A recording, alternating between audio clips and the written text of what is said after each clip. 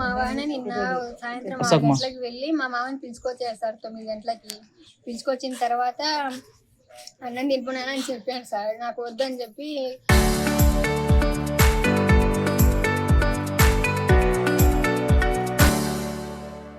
నాకు మజ్జిగ కావాలని అంటే లైక్ డబ్బులు ఇచ్చి తెచ్చుకున్నాడు సార్. మజ్జిగ తెచ్చుకోలేదు, అక్కడనే ఉన్నాడు సార్. అంగడికి పోయి రాలే ఇంటికి. మేమందరం నిద్రపోయినాం సార్. నిద్రపోయిన తర్వాత వచ్చి మా వాయను గొడ్డలతో నరికినాడు సార్.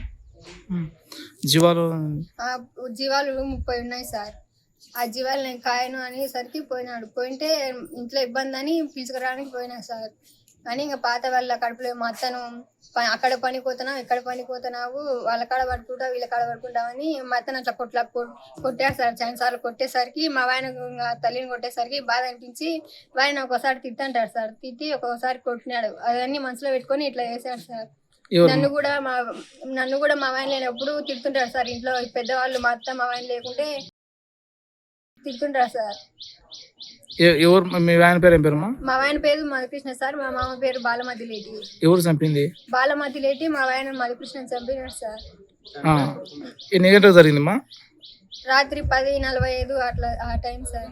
మీరు ఎక్కడ ఉన్నారు? మేము ఇక్కడ బయట పడుకుంటున్నాం సార్, మంచంలోనే. నేను మా ఆయన చిన్న బాబా మంచంలో పడుకుంటున్నాం సార్. నేను మా ఆయన పక్కన పడుకుంటే మా ఆయన ఒక్కడే చంపేశాడు సార్. మా ఆయన చంపిన తర్వాత మళ్ళీ మా అత్త దగ్గరికి వెళ్ళాడు చంపడానికి. మా అత్త గట్టిగా లేసి గొడ్డలు తీసేసుకుంది సార్. మళ్ళీ బయటకు పోయేసరికి నన్ను చంపేస్తా అని చెప్పేసి వెళ్ళిపోయినాడు సార్. ఇప్పుడు ఎక్కడ ఉన్నారు మేడం? ఇప్పుడు స్టేషన్ కి తీసుకెళ్ళారు సార్. కంప్లైంట్ చేశారు? కంప్లైంట్ చేసినాం సార్. బనియాన్పల్లి పోలీస్ స్టేషన్ కంప్లైంట్ చేసి వచ్చాం సార్. 4 ఏళ్ళు పాప పెళ్ళి అయ్యి పొలం అమ్మి పెళ్లి చేసినాం. మా అల్లుడు బాగుంటాడులేండి. మేము మంచిగానే నా బిడ్డ నాకు కొలండి బ్రహ్మాండం దాక్కుంటాను అని చెప్పినాడు. ఈ పొద్దుకి నా అల్లుడిని చంపినాడు. రేపు నా బిడ్డలు నా పిల్లలను చంపని గ్యారెంటీ ఉంది. నాకు న్యాయం చేయండి సార్. పిల్లలకు వాళ్ళు ఏం కొట్టాడుకోలేదు సార్. బాగానే ఉన్నారు. జీవాలు తెచ్చుకుంటా అన్నారు. జీవాలు కానీ బంగారు బ్యాంకులో పెట్టి జీవాలు తెచ్చుకున్నాడు అల్లుడు. పిల్లలు ఉండే నేదరి పిల్లలు ఏ రకంగా బతకాలి, నేను నాకేం లేదు, నేను ఎక్కువ పని చేయలేను, గడిలే పనికి పోతున్నాను.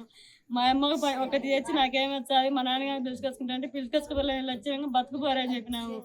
నీ ఏ రకంగా బతకాలంటే జీవాలు తెచ్చుకుంటా అంటే జీవాలు బ్యాంకులో బంగారు పెట్టుకుని తెచ్చుకున్నారు సార్. ఇప్పుడు పొలంగా అమ్ముకున్నారు వాళ్ళు. ఇంతకుముందు ఇప్పుడు ఏం లేకుండా ఉన్నారు వాళ్ళు. ఏ రకంగా గడగెక్కుతారు పిల్లలు. నువ్వేమవుతామ్మా వాళ్ళకు? పాపకు అమ్మను సార్. ఎవరు అమ్మా? ఈ పాపకు అచ్చరాకు. అవునా, మీది ఏ ఊరుమా? మాది మిట్టపల్లి సార్, అల్లగడ్డ. అక్కడ నుంచి ఇక్కడికి అక్కడ నుంచి ఇరికిచ్చినాము.